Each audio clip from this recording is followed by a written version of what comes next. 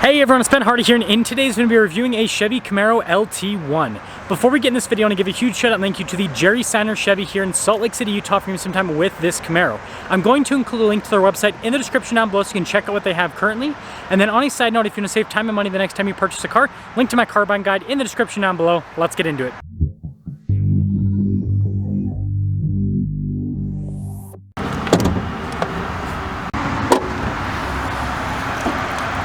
Under the hood, we have a naturally aspirated 6.2 liter V8 that goes through a 10-speed automatic transmission. Fuel economy is 16 around town and then 26 on the highway, with power outputs being 455 horsepower and then 455 pound-feet of torque. Now, before we move forward with this review, I do want to mention if you want to see more videos just like this, then I recommend you subscribe because I post content every single day. So starting with the hood, you guys can see the venting there in the center in black, contrasts very nicely to the gold paint on this particular Camaro. Popping down below, we've got the Camaro's signature lights, which I think this version of the lights looks a lot better than the more loaded up version because it doesn't like go all the way through the grille, if that makes sense. Chevy bow tie there in the center, then you guys can see more blacked out trim. And putting it all together, especially with this color, this thing pops. Now, coming on the side here, our tire wheel setup is 245, 40, 20 in the front and over in the rear. You can see with the wheels, silver in coloration, which is a very interesting contrast to the paint color. Anyways, we do have Brembo brakes with this package as well. We've got an LT1 badge here on the side, and then notice the mirror cap blacked out, and then same thing with all the window trim. And then here's your full side view with the car. Now, if you don't like this look, something that you could easily do with the wheels is just powder coat them black, and then you'd have everything blacked out. Now, taking a look at the key fob, we have our lock and unlock function, remote start. We got the opening for the trunk, as well as the Chevy bow tie there in the back. If it'll focus, there you go. And popping into the trunk, you guys can see storage space back here is, well, normal for a muscle car. So small opening, decent amount of storage overall. And then when you're all done, just plop. I love the blacked out spoiler here, and then you guys can see the circular taillights. Got the aggressive exhaust tips down below, which you guys will like the exhaust note on this. Wrapping things up, let me know what you guys think about the looks, and let me know what you guys think about the color on this Camaro. Now, with the LT1, it's a little bit more basic with the material used in the door panel, except down below you can rest your arm. It actually is nicely padded with some stitching.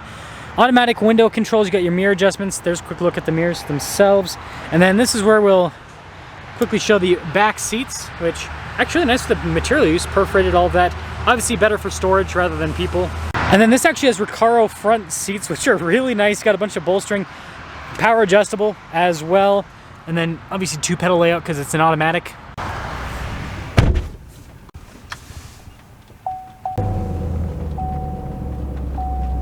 So taking a look at the steering wheel, we've got nice trim all around, contrasted stitching down the center, paddle shifters here on the back for the 10-speed automatic. We also have our volume controls, some controls for center stack, cruise control as well, and then you can see the regular stocks there on the back.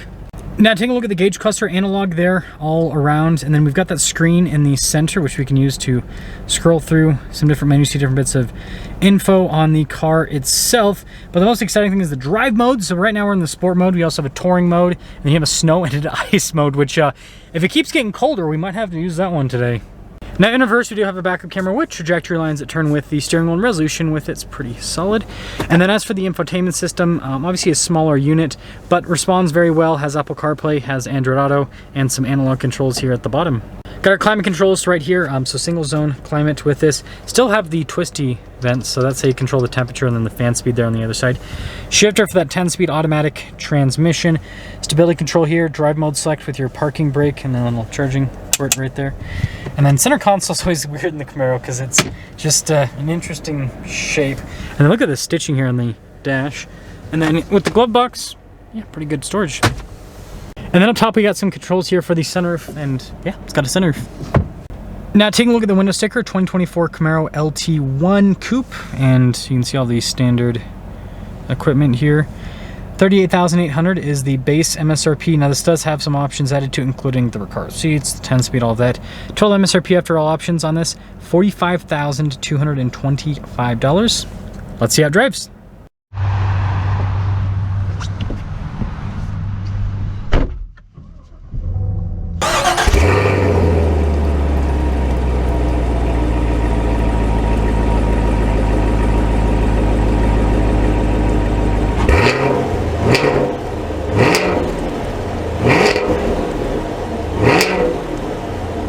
Well, let's talk about visibility before we set off. Here's your visibility over the hood, both of the mirrors, throughout the rest of the rear, and yeah, probably the worst possible day to review a V8 powered Camaro.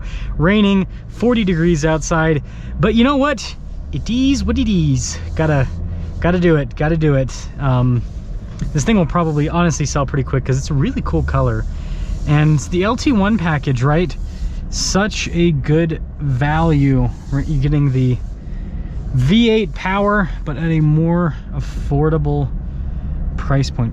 So first off, these Recaro seats are really comfortable. These are like the more luxurious side of things for Recaro, from what I've noticed, right? They make obviously super aggressive bucket seats and all of that, but these are less super aggressive bucket seat and more kind of like more aggressive comfort seat, I guess is a good way to put it.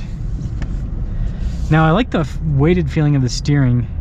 I think that's a big positive. Transmission's smooth. Pop it into the manual mode right away, because I can. By the way, we are in sport mode, which that's basically your standard mode here in this LT1, is you're just in sport all the time.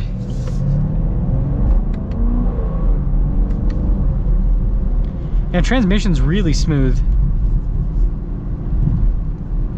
I'm trying to remember. Okay, there we go. It's like, did I do the windshield wipers properly? I think so. Or actually, here, we'll just do that, right? Anyways. Oh, I had them the wrong way. That's why. Guys, you know what? I get paid to review how cars drive, not how windshield wipers work. Yeah, I mean, it drives good so far. Like the feeling.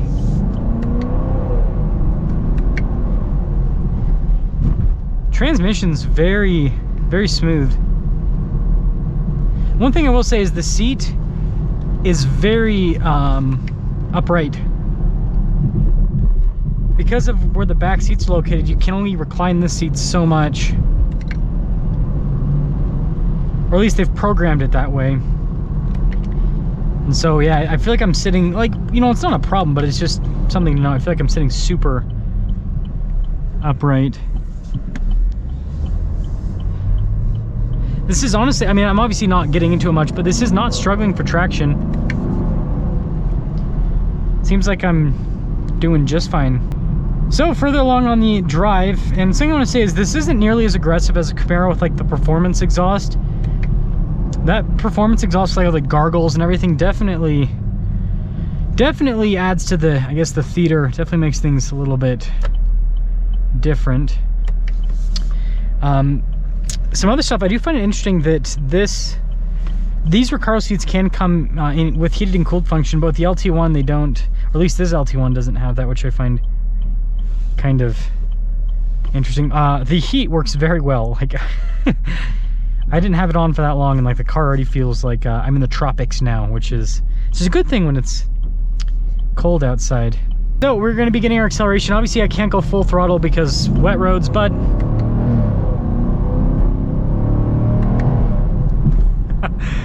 love that V8 sound and that V8 power.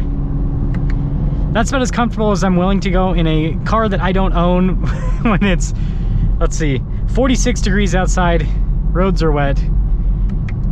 Yeah. But yeah, I mean, you can't go wrong with a 6.2 liter V8. You cannot go wrong with a 6.2 liter V8. It is so good.